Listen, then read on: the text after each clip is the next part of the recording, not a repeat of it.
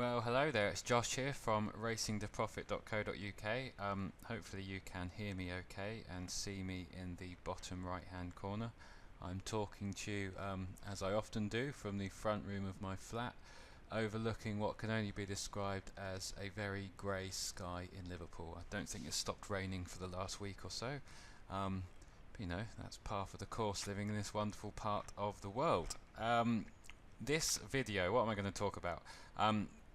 There's been a couple of angles discussed on the blog in recent days, mainly Venetia Williams and Liam Treadwell, who I think I touched on once before somewhere, I can't quite remember where, but one of you good readers, Colin, has also been highlighting the success of the pair and been detailing their qualifiers. They've been very profitable to follow in handicap chases, I think, since kind of before Christmas, and this, if not the last few years.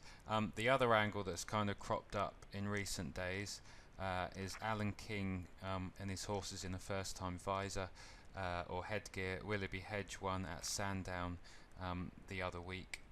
He's done it before numerous times with different horses.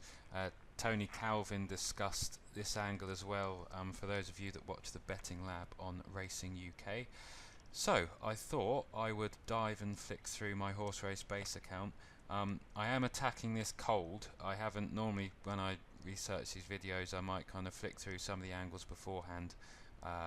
So I'm going to kind of approach it as I would if I was researching from scratch to see what we can find. And with any luck, there'll be a couple of micro angles that we can follow. I may end up improving on them or thinking them further post video, because I dare say I may forget things as I whiz through, but that's enough waffle from me. I should probably get to it. So in front of you is a standard kind of home screen for horse race base, for those of you who don't know what that looks like. I suppose if you're after a kind of horse race base is £10 a month, and if you have any interest in building your own systems, doing your own kind of stats research, or indeed kind of some race cards to help with your approach to racing, as a kind of cheap, I suppose, at £10 a month is fairly cheap, well, very cheap considering what you get. You can take a free trial if you head to Horse Race Base, which might suit some of you. Anyway, so research. I use the system builder here to the right, V4 system builder. Click on that, and with any luck we will load. What am I going to do? I want to add in years, so this is where you start adding the data for your systems, kind of the parameters, the sets of rules. You can see here there's a race data box. I mean, there's a lot, kind of, the more you use it and get used to it, it's easier to navigate, but they're adding new things all the time, and even I get confused often enough. So we'll have 2017 to date, and I want the 3 full years before that. Of course you can go back further, but well, with Venetia we're looking at jockey changes, which you know, might not be worthwhile going back too far before that time. And it's good to keep this kind of thing relevant and up to date and on top of them, so kind of 3 full years I think is enough actually, and gives you some indication. Next I want to add the trainer, so we've got the year. Scoop down here says loads of data on the trainer for those of you unfamiliar with horse race base, and this is alphabetical, so this is where I spend 3 hours trying to find Venetia Williams. Where are we?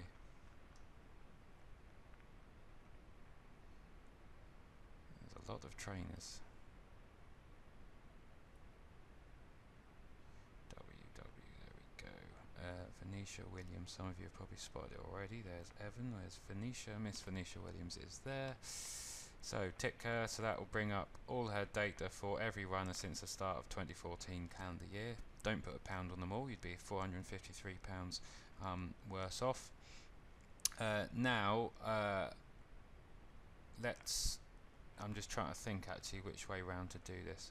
I mean, if we, from that starting point, I mean, she's not renowned for a non-handicap winners, so if we break down by handicap and non-handicap again there, you can see, well no, I mean she clearly does okay in non-handicaps, but I know I want to look at handicap chases specifically. Kind of as you're building a system, and if we spot any jockeys that do well, we can always build out again and actually look at the race types they might do well in, and I'll do that in a moment. So here we're looking at handicaps. Now, I mean, this is just worthwhile for a look at Venetia Williams, I suppose. You can do a breakdown by race type here, and National Hunt race type. So that just looks at chases, hurdles, and National Hunt flat. Race type will actually, as you will see, break down by all the different variations. Obviously with some trainers this is a lot more. So handicap, that's going to be flat handicaps, I think. Yeah. You've got handicap chase, handicap hurdle. She doesn't appear to have any runners in kind of selling handicaps. Handicap novice chase, handicap novice hurdle. So you can see there, you know, backing all of the handicap chasers is again a quick way to the poorhouse, really. You can back all of our handicap novice chasers for a small profit, but that might well include one big price winner. And as you can see to the right, this AE figure, that's actual versus expectations. You want a figure of 1.0 really, because that gives an indication that the stats are performing in line with what the market expects. These ones are performing 6% below what the market expects. They're actually, some of them might be being sent off at short prices or underperforming against the market. So that's kind of one of a few guides you can use as a kind of indication whether the angle is beating the market and whether or not it may be profitable moving forwards. So that's by race type. Let's not do that way around, because we want to look at jockeys and then we can maybe look at race type. So if we break down by jockeys the last 3 years, I mean, you can sort these in many different ways. I like to have a look at wins. So you've got all the jockeys there listed alphabetically. You can sort them, this table there that's in front of you, in many different ways. I'm going to go wins high to low, so who's had the most winners. So you can see there, Aidan Coleman, 11%. You know, they're performing pretty well, similar, I suppose. I mean, Coleman did used to be stable jockey. I should think his stats the last kind of year or so, you know, he's had fewer rides, although he still does ride every now and then. Charlie Deutsch is performing above market expectations, but you'd have kind of lost money if you'd have backed all of them. What else have we got? Robbie Dunn, when he occasionally rides, has been profitable to follow. Are there any jockeys we should be ignoring? I mean, no one else really has many rides of much kind of substance in terms of numbers. Now, something we can do here, actually, this is the way to do it. To the right here, there's advanced functions. You can actually do a dig function, and this is where you can compare two angles within horse race base, or even, well, multiple angles against each other. So when I click through them, it'll order it. So I'm going to do it by wins high to low, minimum of 1, doesn't really bother me there. So we're going to look at race type and jockey. So this will list the race type that the jockey does best in, and kind of the record for the different jockeys against the different race types. So if we click that, you will see there we've got Aidan Coleman handicap chase, Liam Treadwell handicap chase, Aidan Coleman handicap novice chase, handicap hurdle. So yeah, I mean, these two have the most wins. Again, as you can see there on the face of it, Treadwell's top level stats, well, as they all are for all the handicap chasers, you can't just back them blind and just back every Venetia Williams, Liam Treadwell handicap chaser, because that might be quite dangerous over time. So that's kind of, you can drill in those different ways. I'm gonna, well, knowing that we know Liam Treadwell rides for Venetia and has done so more regularly recently, let's have a run. So you can click run for that angle, and that kind of opens up a new window. Again, here we go. So that's the record with Liam Treadwell on handicap chasers. I think I started to look at this, the bells are ringing now, last year on the back of, I mean, we'll dig a bit deeper, but last year he only rode 4 winners. The couple of years before he did better. Now this is where we start digging, because we're handicap chasers, Venetia Williams. We know that Venetia has a kind of certain approach, whether it might be going or distance. Well, I do certainly anyway, or horse runs in 90 days. So there's different ways we can now look at this. So with that starting set of data, we can drill in and have a look. I do just want to see, so I'll remove that. If I break down by race type now, I just want to see his record in novice handicap chases. So again, let's have a think. Let's put those in for the moment. Well, no, let's leave them actually. Let's just look at normal handicap chases. So, first thing I like to do, I mean sometimes I'd do it before, maybe at the start, but now's as good a time as any, is to look at odds, because some trainers just won't have runners or do very well with horses over a certain price, and that can obviously skew the stats. So we can see there, I mean she's had one winner at 14 to 1, 16 to 1 are over currently with Liam Treadwell riding are 0 from 16, 17, 23, 31, 36, 39, 43. So 0 from 43, 5 places, 16 to 1 or bigger. That's enough for me to ignore them. It's just an indication that the market is some guide as to how well they're running. You may even say you want to go down to 10 below, but other filters might remove some of those. So suddenly we're kind of getting there. We're nearly at performing in line with market expectations, with those that are expected to go well. As we know from looking at my Venetia angle in November, her chases generally do well when they've been off the track for kind of 90 days or more, or kind of might have sorry, they're race fit and hard fit and had kind of 2 or 3 runs in recent weeks. Now kind of from this set of data, this is when you can dig and start to look at many different angles that you want really. We could look at track. So are there certain tracks that they do well? And again, I'll whiz through this, sort by wins, high to low. Of course you could sort by profit, but actually there's nothing glaring there standing out. Again, I mean there's some tracks where they don't do so well, but the numbers aren't exactly massive. Let's have a look. It might be something to do with time of year. Is there a certain kind of couple of months or time of year that Venetia does well?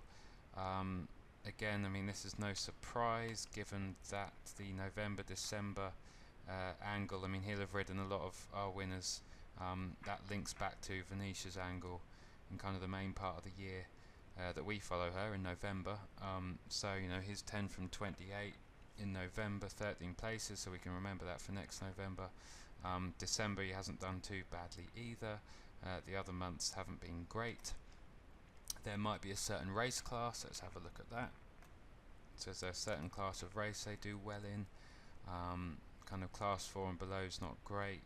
Class 1, 2 and 3 okay, but it's not exactly jumping out or screaming at you. Let's have a look at race distance. That might shed some light. And as I scanned there, I wouldn't say anything leaps off the page there in terms of distance. Nope. I mean there's all different kind of things we could look at. Let's we've done class. Is there anything to do with the age of horse? So I mean there's nothing jumping out systematically here as yet. I wasn't sure if I thought there might be something more obvious at this moment in time. Let's have a look. Breeding. We've got the fitness angles as yet, which I haven't looked at. Again, not much there. Now, Venetia's known as a bit of a mudlark. That might be linked to the time of year she does well. We know how she kind of trains her horses, kind of turns them out plenty in heavy and soft ground.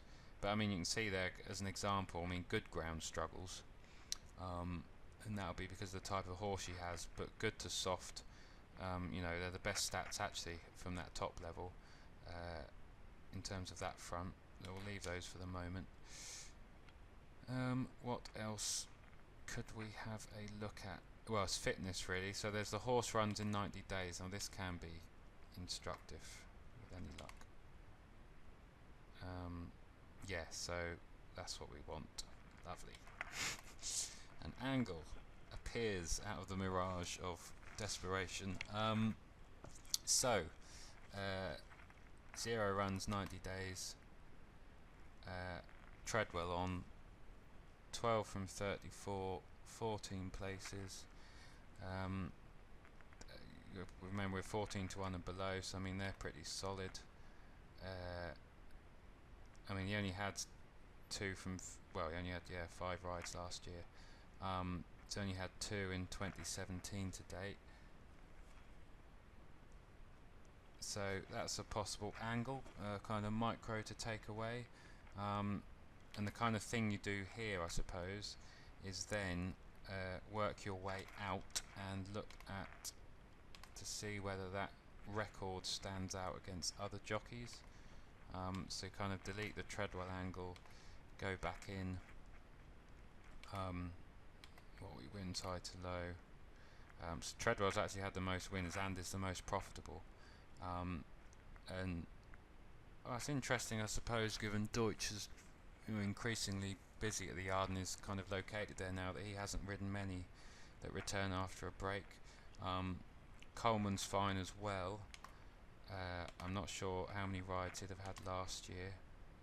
Yeah, see, that's when he stopped becoming stable jockey, didn't he, in 2016, and started riding for John Ferguson. So he kind of doesn't get the rides these days. So it is all about Treadwell on those that kind of are returning to the track after a 90-day break. That seems to be quite a good little way in. What am I doing? Sorry, I'm just trying to find Treadwell again.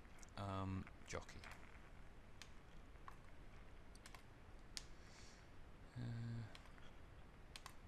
So I should think, you know, he may have gone quieter last year. I'm not really sure why. He'd have had fewer rides last year, given Coleman was having fewer rides as well, wasn't he? So who knows? But the fact he's already had 2 in 2017, I suppose, that's some indication. There may not be many bets on that, but it's interesting nonetheless. We could remove the 90 days. There wasn't another kind of 90-day angle, was there? Let's have a look. No, following the others are unprofitable. Horses had 1 run in the last 90 days. Venetia's she seems to be able to get them very fit at home and ready. Let's think, what else? I mean, we can look at days since run. Where are we? So is there anything on the fitness front? Yeah, because there's nothing. I mean, these horses here are kind of going to be the ones that I should think cross over quite a bit with the 1 run in 90 days. 0 runs in 90 days. There's nothing. 21 to 25 days seems to be a peak fitness period for the Venetia horses, so that's a kind of another potential micro. When those two team up, I suppose that looks like a kind of optimum, bar returning after a break of 90 days or more, kind of returning 21 to 25 days. Looks to be interesting as well, and we can have a look at that. So again there, so 2 from 4, 3 places 2017 with those runners. And it'll be interesting to see how many runs those have had in 90 days. So as I said, I'm doing this from cold, so you kind of probably hear the cogs whirring in my head.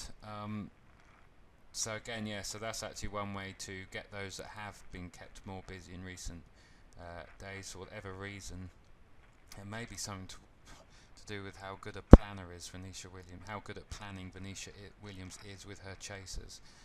You get the impression she's a pretty good target trainer, and she'll have been working back and scheduling in different races, and is clearly pretty adept in that 21 to 25 day break period. And it may be that is just a time to catch all of our handicap chasers.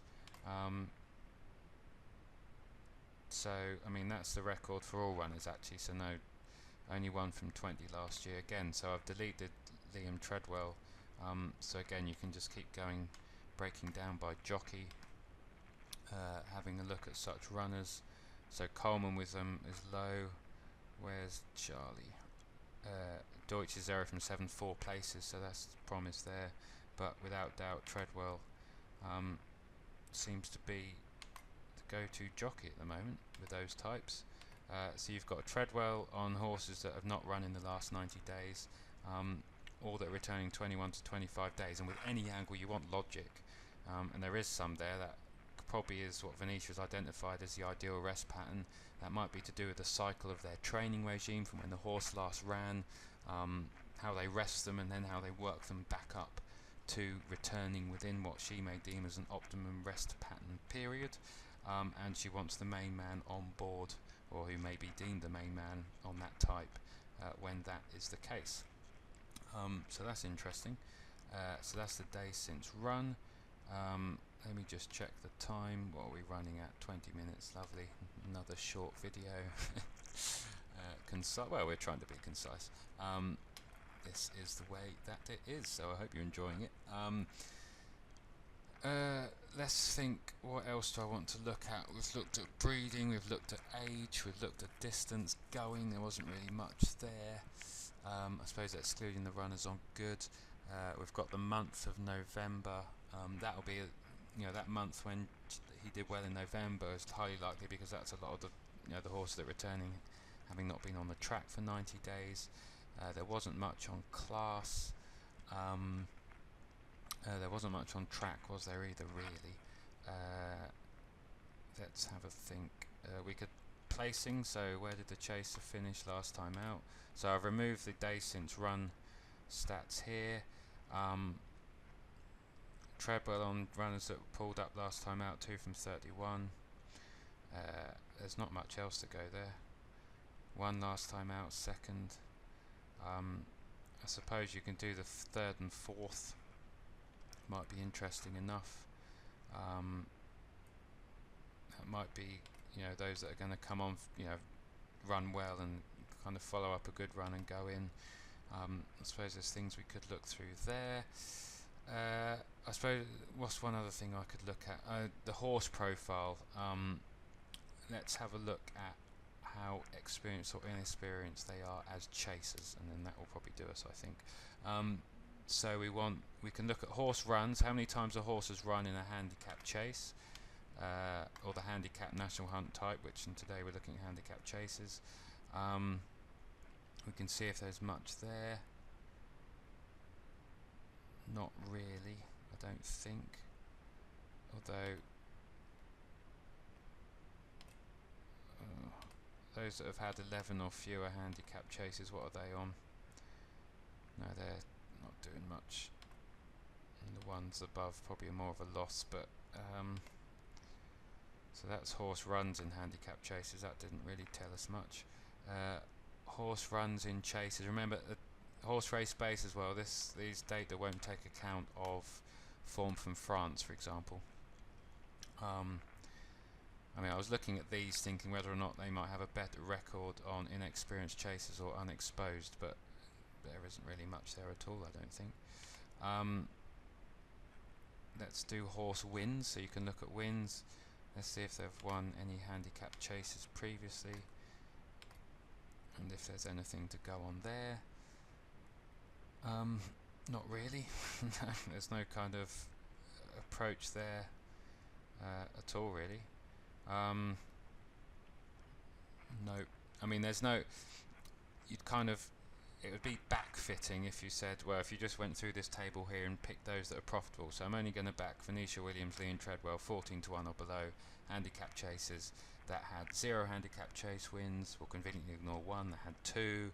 That had 4. That had 5. We'll ignore 6. There's no logic there. That's backfitting, and such systems over time are probably doomed to fail, because without logic there isn't much else to go on, really. We could look at class moves. How well do they do when the horse moves in class? Again, there's not much there. Dropping kind of 2 or 3 classes from the last run do okay. What else? So yes, what else is there? I think that might be it really. There's not much else standing out there. So we've got no runs in 90 days, and we've got that rest pattern 21 to 25 days, of which I think there is some method to the madness there and some logic for that particular rest pattern. I'm just trying to think what else. We had to look at track.